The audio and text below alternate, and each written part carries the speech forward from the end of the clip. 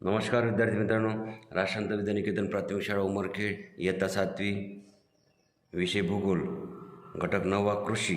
आपण मागच्या व्हिडिओमध्ये विपणन व्यवस्था म्हणजे काय त्याविषयीची माहिती घेतली. म्हणजे शेतकऱ्यांनी पिकवलेला माल योग्य दरात व योग्य वेळेत ग्राहकापर्यंत पोहोचवण्यासाठी विपणन व्यवस्था आवश्यक असते. म्हणजे शेतकरी जो माल पिकवतो आणि त्याला जर योग्य दर आणि योग्य वेळेत तो ग्राहकापर्यंत पोहोचला पाहिजे, त्यासाठी या विपणन व्यवस्थेची आवश्यकता असते. भारतासारख्या देशामध्ये या व्यवस्थेचे महत्त्व खालील जे मुद्दे दिले आहे त्याच्या आधारे आपल्याला स्पष्ट होईल. भारतातील शेती ही मोठ्या प्रदेशात विखुरलेली आहे. सर्व शेतकरी संघटित नाहीत. अनेक शेतकरी आर्थिकदृष्ट्या दुर्बल असल्याने शेतीमालाचे विपणन स्वतः करू शकत नाहीत. यामुळे शेतकऱ्याचे उत्पादन ग्राहकापर्यंत उपलब्ध करून देण्यासाठी तालुका पातळीवर कृषी उत्पन्न बाजार समित्यांची यंत्रणा उभी केली आहे. या ठिकाणी शेतकरी आपला काय करतो, माल आणतात आणि तो व्यापाऱ्यांना विकतात. शेतातील बहुतांश माल हा नाशवंत असल्याने त्याची योग्य वेळेत व्यवस्था लावावी लागते. यासाठी शेतकरी संघटना, ग्राहक पेठ, सहकारी संस्था इत्यादीची मदत होते. यामुळे दलाल, मध्यस्थ इत्यादीकडून शेतकऱ्याची होणारी पिळवणूक टाळता येते. काही प्रकारचा कृषी माल हा थेट उद्योगधंद्यासाठी कच्चा माल म्हणून वापरता येतो. काही जो शेतीचा माल आहे, कृषीचा माल आहे, तो थेट काय करतो, आपण उद्योगधंद्यासाठी कच्चा माल म्हणून वापरता येतो.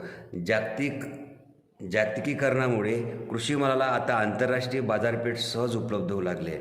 आता काय झालं आहे, जागतिकीकरण झालं आहे. त्यामुळं या कृषी मालाला आता आंतरराष्ट्रीय बाजारपेठ सुद्धा सहज उपलब्ध होऊ लागली आहे. अनेक प्रगतशील शेतकरी त्याच्या शेतात अत्याधुनिक तंत्रज्ञानाचा वापरतातच. त्याशिवाय शेतात तयार होणाऱ्या मालाची सुयोग्य बांधणी, पॅकिंग वगैरे ज्याला म्हणतो आपण, करून विकतात. हॉटेल, मॉल यांच्यासाठी सुद्धा असा शेतमाल मोठ्या प्रमाणावर आवश्यक असतो. आंतरजालाच्या मदतीने जाहिराती देऊन देशी तसेच आंतरराष्ट्रीय स्तरावर हा माल विकला जातो. म्हणजे अशा प्रकारे काही आता जागतिकीकरणामुळे कृषी मालाला आता आंतरराष्ट्रीय बाजारपेठसुद्धा सहज उपलब्ध झाली. आणि अनेक प्रगतशील शेतकरी जे आता आहेत ते शेतामध्ये काय करतात, अत्याधुनिक तंत्रज्ञान वापरतात.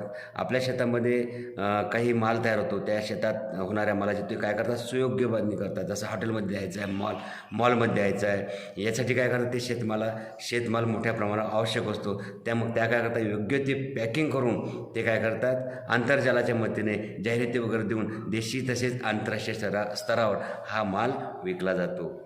आता माहीत आहे का तुम्हाला, थोडक्यात पाहू आपण. इस्रायल हा विविध शेती उत्पन्नाचा प्रमुख निर्यातदार देश आहे. इस्रायल जो हा देश आहे, या देशामध्ये शेती उत्पादन जास्त होते. त्यामुळे हा काय करतो, निर्यात करतो. म्हणजेच इस्रायल हा विविध शेती उत्पादनांचा प्रमुख निर्यातदार देश आहे. हा देश शेती तंत्रज्ञानात जगात पुढारलेला आहे.